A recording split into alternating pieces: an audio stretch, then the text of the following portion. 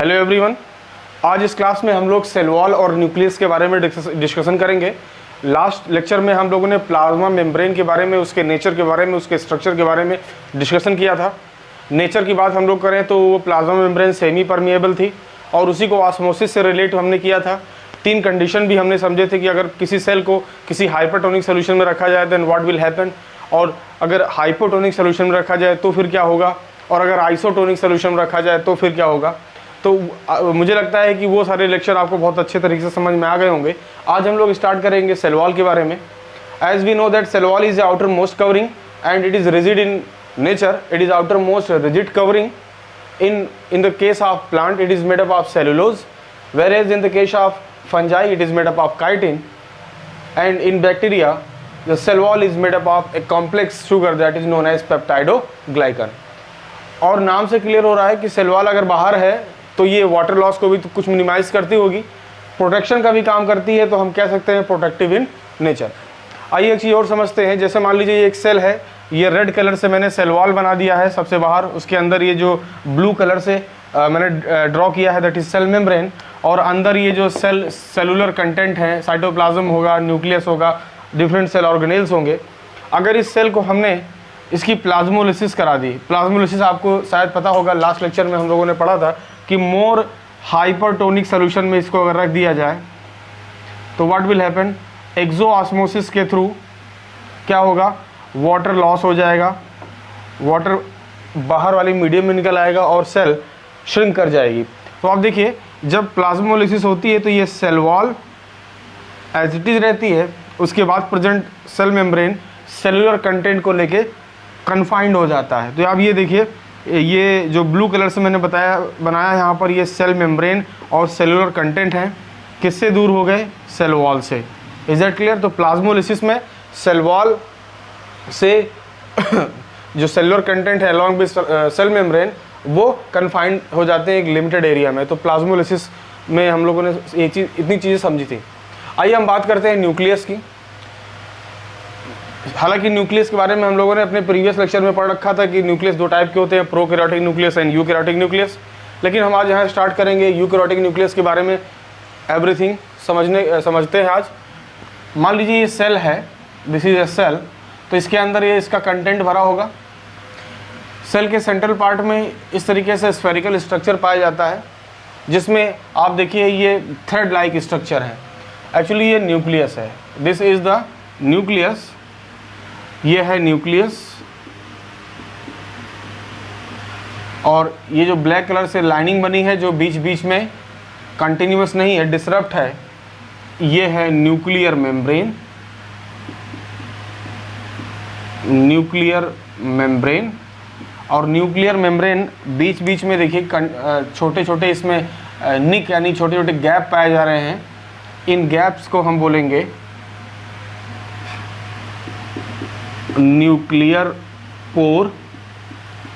और इसके अंदर जो ये थ्रेड लाइक स्ट्रक्चर है इसको हम बोलेंगे क्रोमैटिन फाइबर्स. क्या बोलेंगे बच्चों, chromatin fibres. Is that clear. और आप देखिए सेल के इस क्या नाम है, न्यूक्लियस के अंदर जो एक फ्लूइड भरा हुआ है इसको भी हम बोल देते हैं कैरियोप्लाज्म. क्या बोल देते हैं, कैरियोप्लाज्म, या फिर इसी को न्यूक्लियोप्लाज्म बोलते हैं. जैसे आपने पढ़ रखा है कि सेल के अंदर जो कंटेंट है उसको हम साइटोप्लाज्म बोलते हैं, सिमिलरली जो न्यूक्लियस के अंदर फ्लूइड कंटेंट है उसको हम क्या बोलेंगे, न्यूक्लियोप्लाज्म. अब ये बात करते हैं क्रोमैटिन फाइबर्स की. क्रोमैटिन फाइबर्स क्या हैं, क्रोमैटिन फाइबर्स जो थ्रेड लाइक स्ट्रक्चर है, एक्चुअली ये डीएनए और प्रोटीन का स्ट्रक्चर है. ये क्या है, ये डीएनए और प्रोटीन का. अब डीएनए क्या है बच्चों, डीएनए एक न्यूक्लिक एसिड है जिसका पूरा नाम है डीऑक्सी राइबो न्यूक्लिक एसिड. क्या, डीऑक्सी राइबो न्यूक्लिक एसिड. इसी डीऑक्सी राइबो न्यूक्लिक एसिड और प्रोटीन से मिलकर बना होता है क्रोमैटिन फाइबर्स. अब जब सेल डिवीज़न करती है, जैसे मान लीजिए ये एक सेल है, ये एक सेल है, इसका ये न्यूक्लियस है, इसके अंदर ये क्रोमैटिन फाइबर्स हैं, और ये सेल अब 1 से 2 हो रही है, मतलब डिवीज़न कर रही है.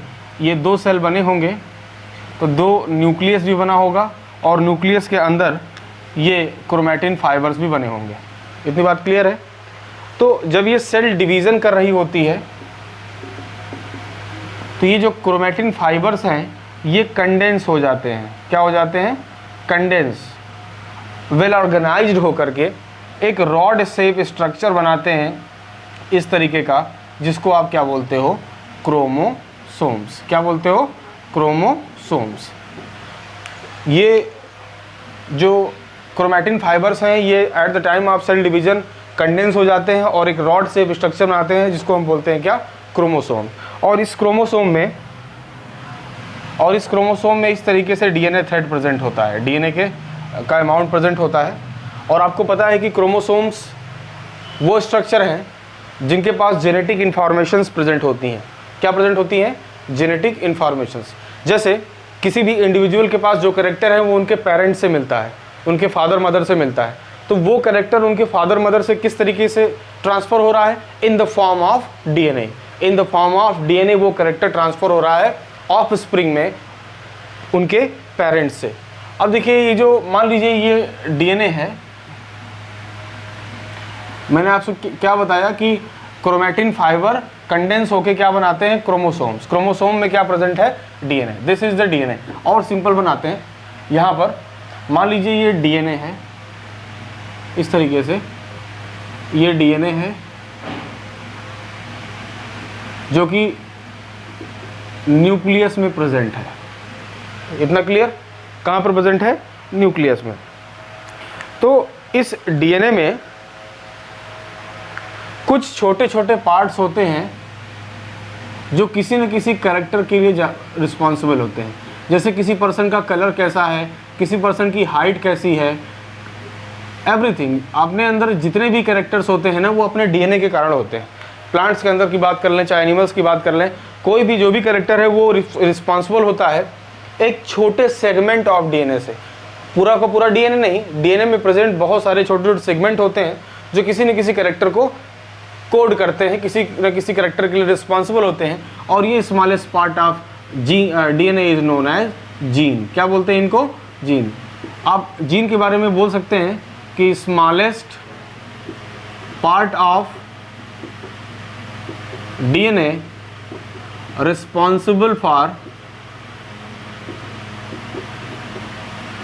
Any character. किसी भी कैरेक्टर के लिए रिस्पॉन्सिबल डीएनए का वो छोटा सा छोटा पार्ट क्या कहलाता है? जीन। और ऑफ स्प्रिंग में, यानी किसी पेरेंट से उनके ऑफ स्प्रिंग में कैरेक्टर्स अगर ट्रांसफ़र हो रहे हैं तो किस फॉर्म में हो रहे हैं? जीन के फॉर्म में हो रहे हैं। तो इनहेरिटेंस की अगर हम बात करेंगे, यानी ट्रांसफ़र ऑफ कैरेक्टर, अगर हम ट्रांसफ़र ऑफ कैरेक्टर्स की बात करें, यानी इनहेरिटेंस की बात करें, तो इनहेरिटेंस के लिए कौन रिस्पॉन्सिबल है? जीन। यानी अगर हम फर्दर बात करें तो हम कह सकते हैं कि फादर और मदर से जीन का ट्रांसमिट होना होता है और उसी जीन के ट्रांसमिट होने से, ट्रांसफ़र होने से ऑफ स्प्रिंग में कैरेक्टर्स आते हैं। तो ये तो बात हो गई जीन की। जीन इज़ व्हाट, मैं दोबारा आपसे बात करता हूँ, न्यूक्लियस। न्यूक्लियस के अंदर क्रोमैटिन फाइबर्स।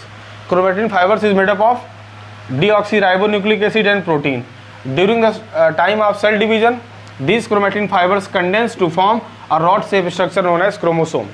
क्रोमोसोम में इस तरह से डीएनए प्रेजेंट होता है और डीएनए का छोटा छोटा पार्ट किसी न किसी कैरेक्टर के लिए रिस्पॉन्सिबल होता है और वो स्मॉलेस्ट पार्ट कहलाता है क्या? जीन। तो gene is the smallest part of DNA responsible for any particular character. I hope आज का वीडियो आपको समझ में आया होगा। कल हम इसके आगे डिस्कशन करेंगे। एक बार वीडियो दोबारा देखिएगा, निश्चित तौर पे बातें आपको समझ में आएंगी। Thank you.